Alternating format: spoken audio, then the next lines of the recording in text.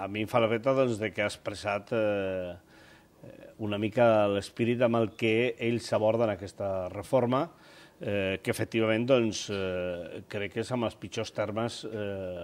que podíem esperar. En tot cas, nosaltres som plenament conscients que aquest govern porta poc més d'un mes governant, que té una majoria absoluta d'una certa dimensió al Parlament espanyol i que en aquest sentit els sindicats no estem tronats ni tirarem pel camí que li interessi ni al president del govern ni al veí del president del govern. Per tant, quan tinguem coneixement,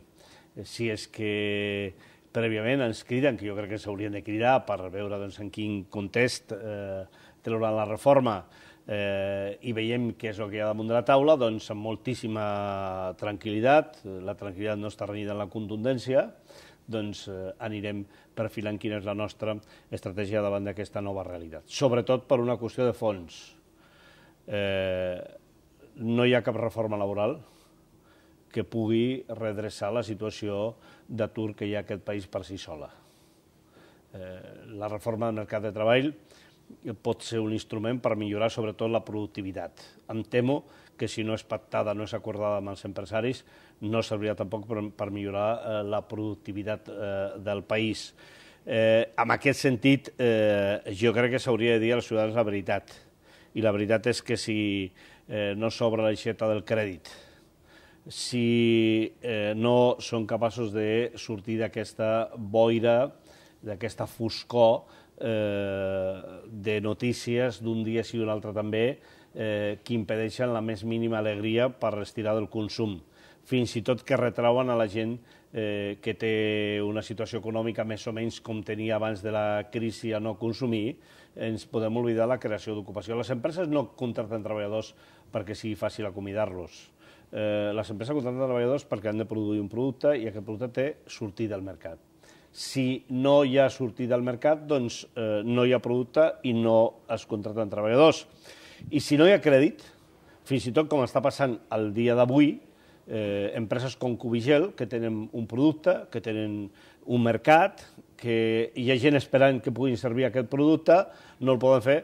perquè les institucions financeres, perquè els bancs, perquè les caixes no li donen crèdit per poder comprar matèria primera i doncs poder produir. I aquesta és la realitat que tenim, i aquesta realitat no es pot distreure amb el mercat de treball, que per cert, aquest mercat de treball és el que ha generat milions de llocs de treball en altres moments, sense canvis, és el mateix que en aquests moments té comunitats amb un 20% d'atur, com és el cas català, o un 30%, com és el cas andalús, o un 10%, com és el cas de la comunitat basca, per posar un altre exemple. Per tant, hi ha altres factors que són els que realment influeixen de manera definitiva en aquest tema. I li diem a la gent la veritat, i li diem a la gent quins són els mecanismes, per cert, ja comencen a ser únics per sortir de la crisi, i això sí que segurament que comencen a ser polítiques més úniques que les que diuen que són úniques ara de retallada i de restricció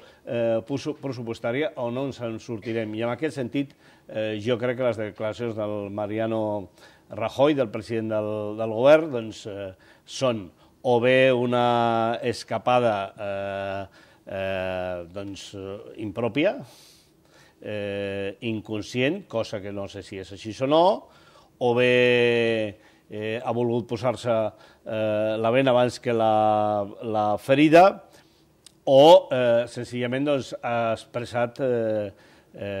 un parer seu que segurament té una relació directa amb la intensitat de la desregulació que vol introduir al mercat de treball, que serà exactament la mateixa intensitat que tindrà d'apropar-se més l'economia espanyola a la marroquina i allunyar-se de l'alemana, perquè la gent ha de ser plenament conscient de que